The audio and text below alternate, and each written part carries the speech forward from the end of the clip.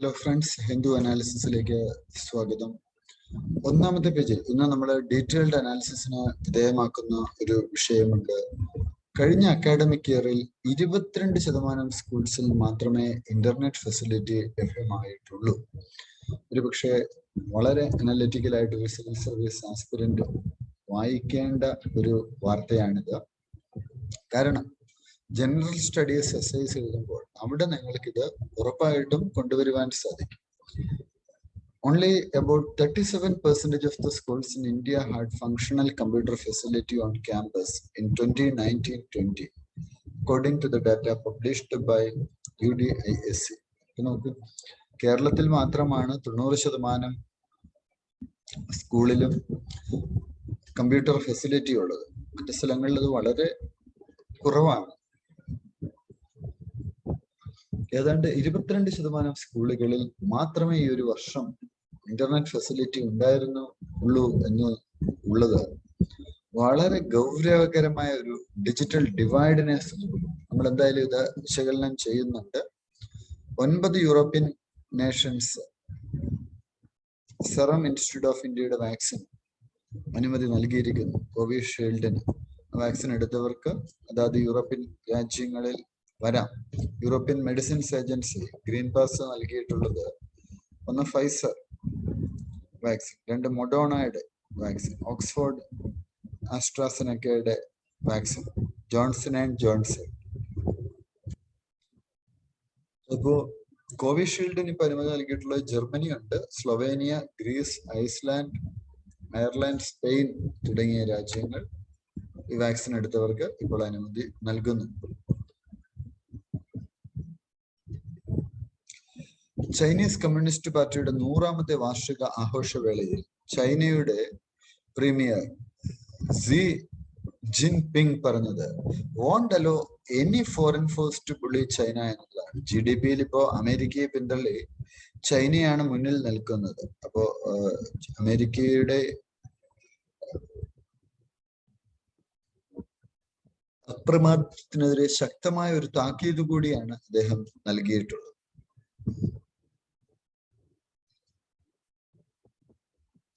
Stray dogs, they have a right to food and water.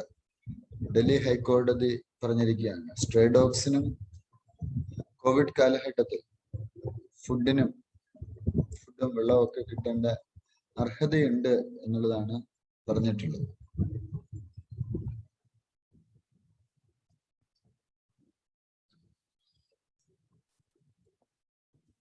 Drone ത്രെറ്റിനെതിരെ army work ചെയ്യുന്നു. ആ ഒരു വാർത്ത നമ്മളിപ്പോൾ കാണുകയാണ്. പലതരത്തിലുള്ള ത്രെറ്റ് ഉണ്ട്. അപ്പൊ അതിനെയൊക്കെ നേരിടാൻ വേണ്ടിയിട്ടുള്ള നടപടിക്രമങ്ങളിലൂടെയാണ് പോകുന്നത്.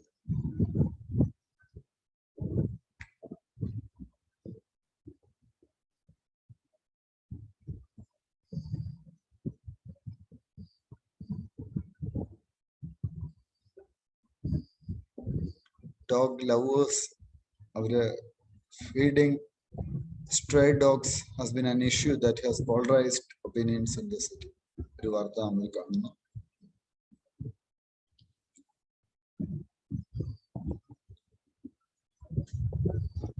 ലോക്കൽ പേജിലെ വാർത്തകളാണ്, നമുക്ക് അത്ര ആവശ്യമില്ല, നമ്മളത് ഒഴിവാക്കുകയാണ്.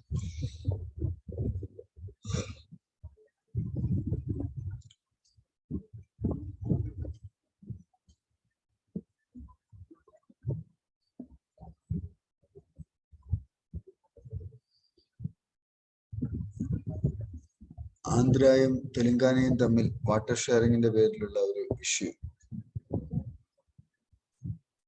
നാഗാർജുന സാഗർ പ്രൊജക്റ്റുമായി ബന്ധപ്പെട്ടിട്ട്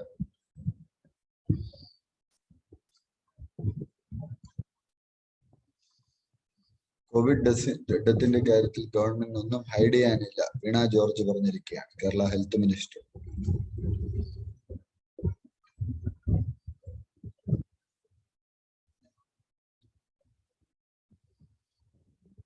റിലീഫ് ആൻഡ് റീകോമ്പൻസ് എന്ന് പറയുന്ന editorial, judiciary did well to assert the rights of pandemic to workers and families. പാൻഡമിക്കിന്റെ ഒരു കാലഘട്ടത്തിൽ സുപ്രീം കോടതി പറഞ്ഞിട്ടുള്ള ഒരു കാര്യം, union government perform statutory duty of fixing compensation to the families those who lost their kin to the COVID-19 pandemic. COVID-19 pandemic ബാധിച്ച് മരിച്ച വ്യക്തികളുടെ ബന്ധുക്കൾക്ക് വേണ്ട നഷ്ടപരിഹാരം നൽകണം എന്നുള്ളത് സുപ്രീം കോടതി അടിവരയിട്ട് ആവശ്യപ്പെട്ടിരിക്കുകയാണ്. അൺഓർഗനൈസ്ഡ് വർക്ക് ഫോഴ്സിനെ രജിസ്റ്റർ ചെയ്യേണ്ടതുണ്ട്. ഇന്റർ സ്റ്റേറ്റ് ലേബേഴ്സ് അവര് നാഷണൽ ഡാറ്റാബേസ് സെറ്റ് ചെയ്യുന്നുണ്ട്. അപ്പം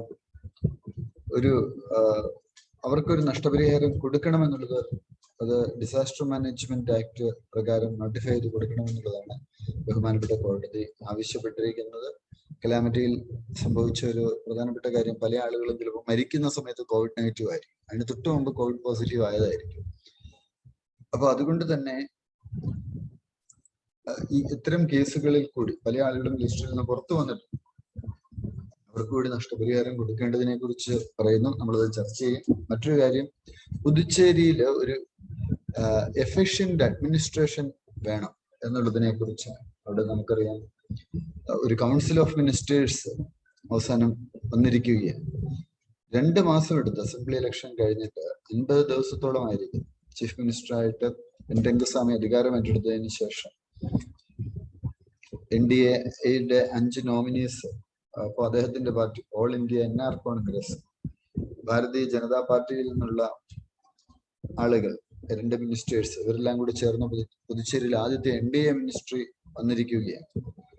അപ്പം ഈ ഡിലേ പലപ്പോഴും മിനിസ്റ്റേഴ്സിന്റെ അപ്പോയിന്റ്മെന്റിലും ഒക്കെ വരുമ്പോൾ അതും വലിയ തരത്തിലുള്ള ബുദ്ധിമുട്ടുകളും പ്രയാസങ്ങളും പ്രതിസന്ധികളും ഒക്കെ തന്നെ ഒരുക്കുന്നു.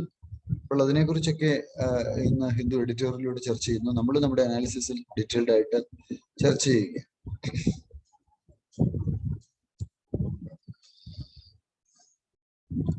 അതോറിറ്റി, നാഷണൽ ഡിസാസ്റ്റർ മാനേജ്മെന്റ്, പ്രധാനമന്ത്രിനെയൊക്കെ വളരെ മോശമായിട്ട് ചിത്രീകരിക്കുന്ന ഒരു കാർട്ടൂണാണ്. Delhi's lame duck assembly. Free speech in the assembly and its committees. The government of National Capital Territory of Delhi Amendment Act criticize ചെയ്തിരിക്കുന്ന ഒരു കാര്യം, പലപ്പോഴും ഇലക്ടഡ് ഗവൺമെന്റിന് അധികാരം കുറയ്ക്കുന്നു എന്നുള്ള ഒരു വിമർശനം ഉയർത്തിയിരിക്കുന്നു. അതിനെക്കുറിച്ചാണ് ഈ ലേഖനം ചർച്ച ചെയ്യുന്നത്. ഇലക്ടഡ് ഗവൺമെന്റിന് അവിടെ കാര്യമായ അധികാരമില്ല. അവിടെ ലഫ്റ്റനന്റ് ഗവർണർക്ക് കൂടുതൽ അധികാരം വരുന്നതിനെ കുറിച്ചാണ്.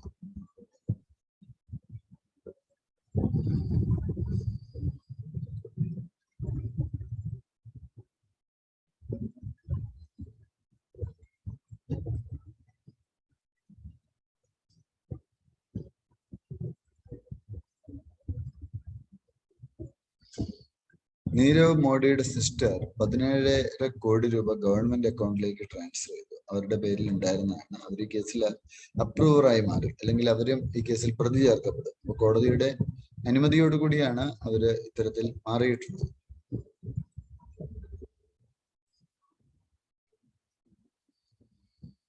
Defence service workers barred from strike. Union law ministry കൊണ്ടുവന്ന ഒരു നിയമമാണ്.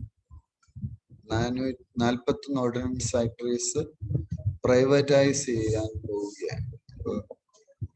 ഡിഫൻസ് സർവീസിലുള്ള ആളുകൾ സമരത്തിൽ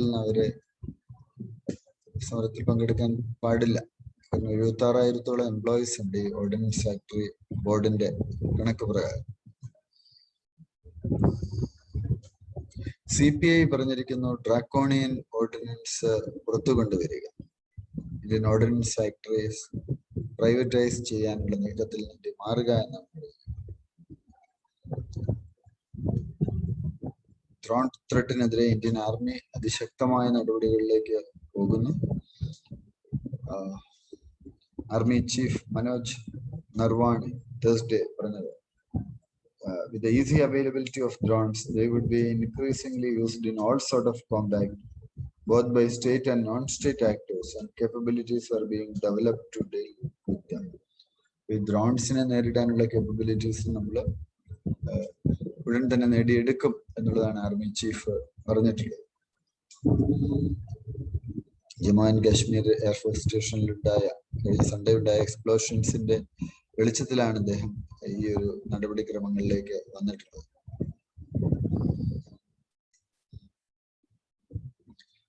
സുപ്രീം കോടതി ചീഫ് ജസ്റ്റിസ് ഡോക്ടേഴ്സിന് നേരെയുള്ള അതിക്രമത്തെ അപലപിച്ചിട്ടുണ്ട്.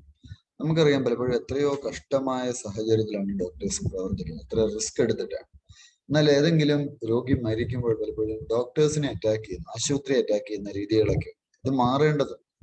അപ്പോൾ അതിനെ കുറിച്ചാണ് അതാണ് CJI പറഞ്ഞിട്ടുള്ള ഒരു കാര്യം.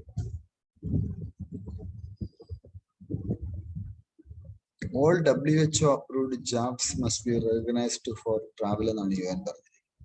വേൾഡ് ഹെൽത്ത് ഓർഗനൈസേഷൻ അംഗീകരിച്ചിട്ടുള്ള എല്ലാ വാക്സിൻസും ആ വാക്സിൻ എടുത്ത ആളുകളെ ട്രാവലിന് അംഗീകരിക്കണം. ഇതിപ്പോ വാക്സിൻ എടുത്തെങ്കിൽ പോലും നമുക്ക് ട്രാവൽ ചെയ്യാൻ പറ്റാത്ത ഒരു സ്ഥിതിവിശേഷമാണ് ഉള്ളത്.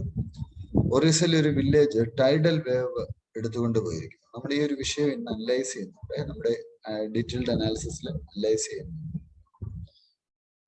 C hails national rejuvenation sentinel, Chinese premier, അദ്ദേഹം നാഷണൽ റിജുവിനേഷനെ കുറിച്ചാണ് പറഞ്ഞിട്ടുള്ളത്. സെമിനറി ഇയർ, 100ാം വർഷം, കമ്മ്യൂണിസ്റ്റ് പാർട്ടിയുടെ. A strong country must have a strong military, as only then can it guarantee the security of the nation. എന്നോട് സി പറഞ്ഞിരിക്കുക. ഒരു ശക്തമായ രാജ്യത്തിന് ശക്തമായ ഒരു മിലിറ്ററി ഉണ്ടായിരിക്കും, എങ്കിൽ മാത്രമേ അവർക്ക് സുരക്ഷിതത്വം ഉറപ്പുവരുത്താൻ സാധിക്കുകയുള്ളൂ എന്നുകൂടി ചൈനീസ് കമ്മ്യൂണിസ്റ്റ് പാർട്ടിയുടെ നേതാവ് പറഞ്ഞിരിക്കുകയാണ്. Donald Rumsfeld, former US defence സെക്രട്ടറിയാണ്, അദ്ദേഹം അന്തരിച്ചിരിക്കുന്നു എന്നുള്ള ഒരു വാർത്ത. Macron worries about racialised French society. French society അത് റേഷ്യലൈസ്ഡ് ആയി മാറുന്നു. അതിൽ ഇപ്പോഴത്തെ പ്രസിഡന്റ് അതിൽ അദ്ദേഹത്തിന്റെ ആശങ്ക പ്രകടിപ്പിച്ചിരിക്കുകയാണ്. അപ്പോ അതൊരിക്കലും ഒരു നല്ല കാര്യമല്ല എന്നുള്ളതാണ് അദ്ദേഹം മുന്നോട്ടേക്ക് വെച്ചിട്ടുള്ളത്. GNPA ratio may rise up to 11.2% in financial year 2022. Gross non-performing asset ratio, ഇതിനെ കുറിച്ച് നമ്മൾ ഇന്ന് അനലൈസ് ചെയ്യുന്നു.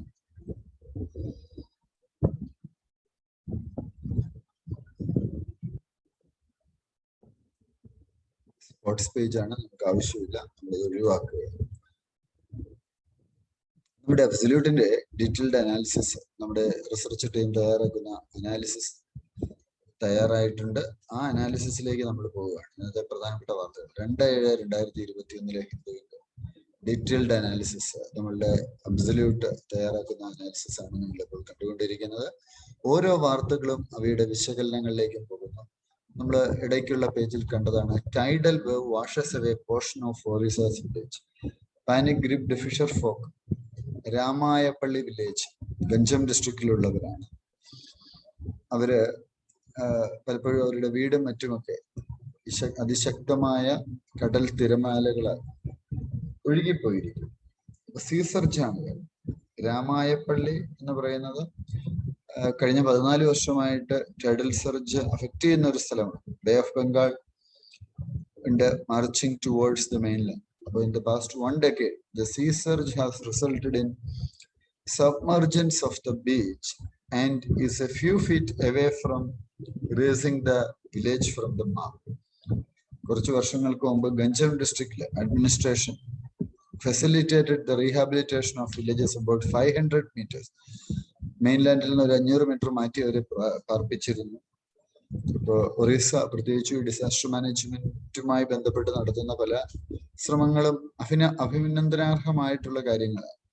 ഗവൺമെന്റ് അവരോട് പറഞ്ഞത് വാളൊക്കെ കെട്ടും എന്ന് പറഞ്ഞെങ്കിലും ഇതൊന്നും തന്നെ നടപടിയായിട്ടില്ല.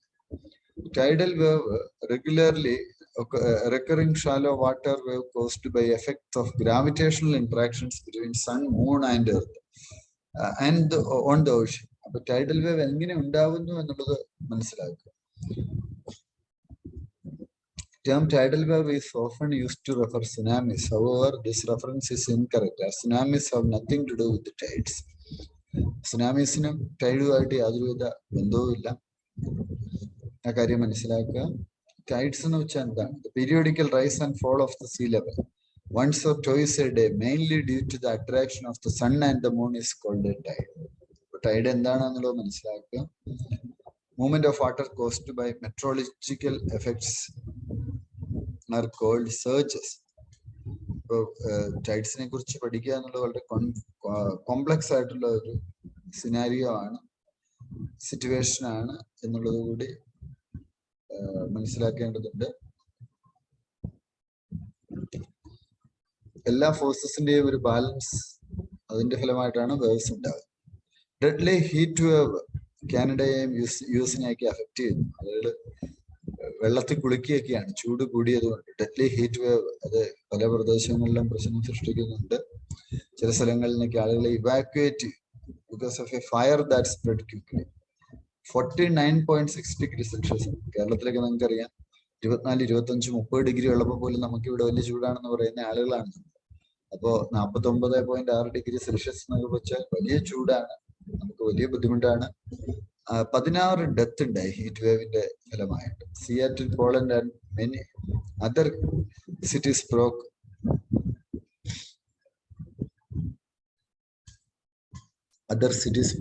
all time high temperature. അപ്പൊ അവിടെയൊക്കെ 46 ഡിഗ്രിക്ക് മേളിൽ പോയിട്ടുണ്ട്. ഹീറ്റ് വേവ് എന്ന് വെച്ചെന്താണ്? അതൊരു heat wave is A period of abnormally high temperatures. അപ്പോൾ മാക്സിമം ടെമ്പറേച്ചേഴ്സിന് അപ്പുറത്തേക്ക് പോവുകയാണ്.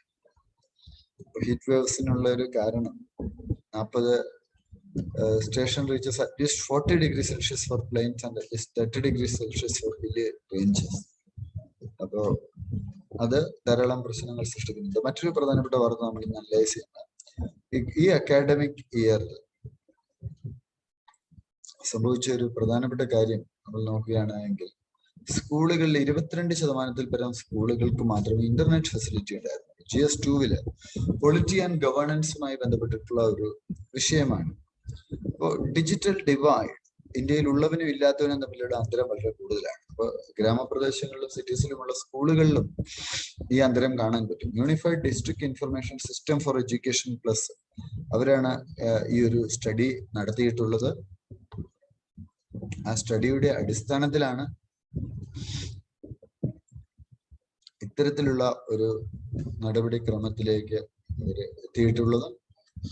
ഡിജിറ്റൽ ഡിവൈഡ് എന്നുള്ളത് വലിയ ഒരു പ്രശ്ന സങ്കീർണമായിട്ടുള്ള ഒരു സംഗതി തന്നെയാണ് എന്നുള്ളത് മനസ്സിലാക്കുക. So rising incidents of data breaches and cyber attacks മറ്റൊരു ഇഷ്യൂ ആണ്. ഇങ്ങനെയൊക്കെയുള്ള ഒരു ഈ ഒരു കാലഘട്ടത്തിൽ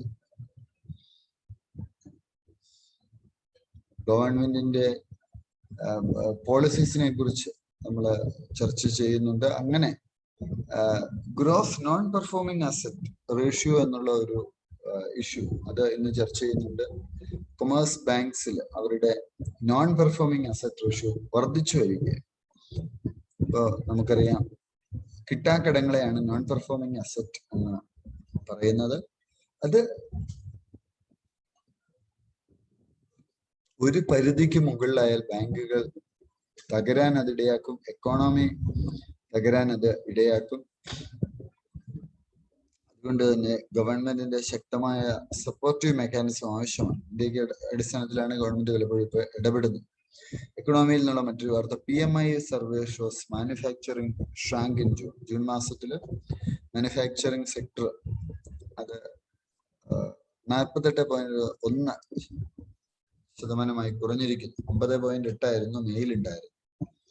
അപ്പോൾ ലോക്ക്ഡൌൺ ആണ് ഒരു പ്രധാനപ്പെട്ട കാരണം എന്നുള്ളത് മനസ്സിലാക്കി. PMI Purchase Managers Index.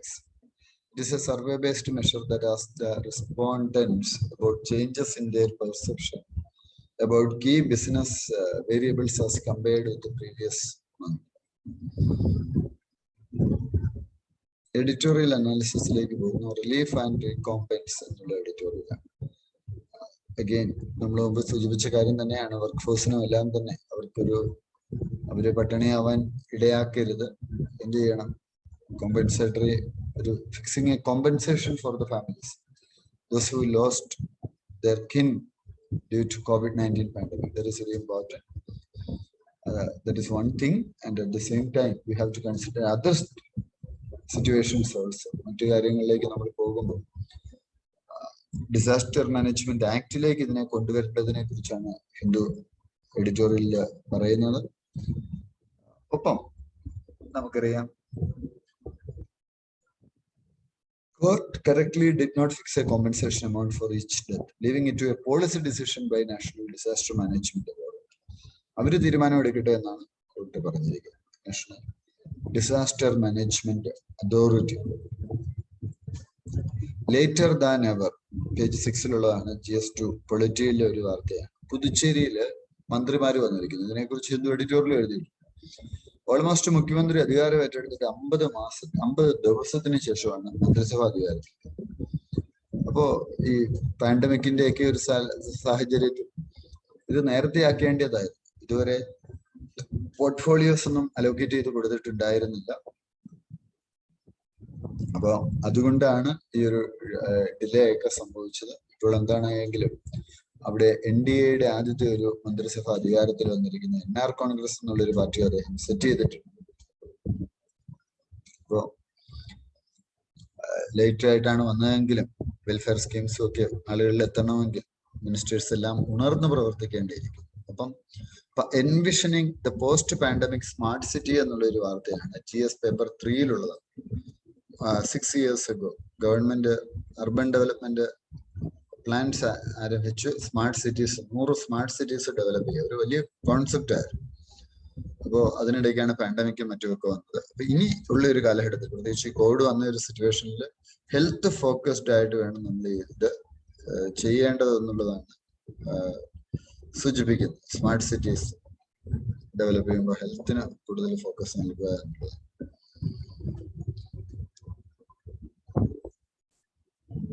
What lies ahead of IBC and stressed assets resolution?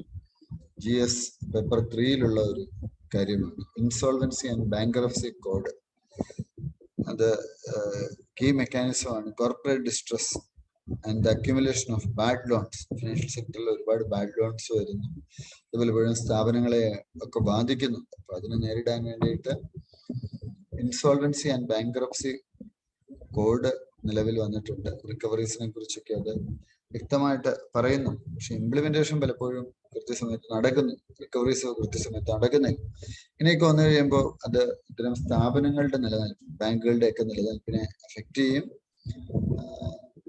അപ്പോൾ അടിയന്തരമായിട്ട് ഇത്തരത്തിലുള്ള നടപടിക്രമങ്ങൾ, ഇതിന്റെ ഇംപ്ലിമെന്റേഷൻ ഒക്കെ വളരെ ഫാസ്റ്റ് ആക്കാനുള്ള നടപടിക്രമങ്ങൾ നടപ്പിലാക്കേണ്ടതുണ്ട് എന്നുള്ളതാണ് ഹിന്ദു ഇന്ന് ചർച്ച ചെയ്യുന്നത്. ഡൽഹി ലെയിം ഡക്ക് അസംബ്ലി എന്ന് പറയുന്ന ഒരു കുഞ്ഞു വാർത്തയാണ്. അതെന്താ സൂചിപ്പിക്കുന്നത് വെച്ചാൽ, ഡൽഹിയിലെ മുഖ്യമന്ത്രിയൊക്കെ പവർ ചിലപ്പോൾ ഇപ്പൊ ഈ പുതിയ ആക്ട് വന്നല്ലോ, national capital territory of Delhi act 2021. അത് വന്നു കഴിഞ്ഞപ്പോൾ ലഫ്റ്റനന്റ് ഗവർണർക്ക് വലിയ പദവി കിട്ടുക. അപ്പൊ ഇതൊരു ചെറിയ കാര്യമല്ല. വലിയ വലിയ പദവി കിട്ടുന്ന അവർക്ക്, അദ്ദേഹത്തിന് പവർ കിട്ടുന്നു. പക്ഷെ ഇലക്ടഡ് ഗവൺമെന്റിന്റെ ഹെഡിന് വലിയ പവർ കിട്ടുന്നില്ല.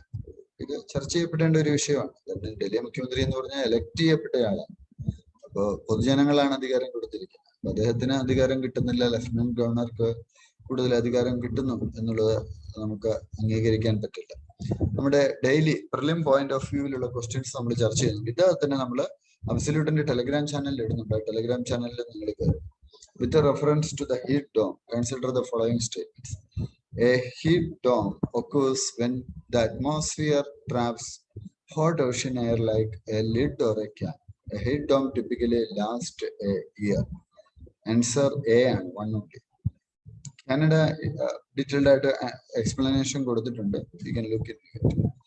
Second now question, with reference to the United Information System for Education, consider the following statement. In 2019-20, total students in school education from pre-primary to higher secondary have crossed 26.45 crore.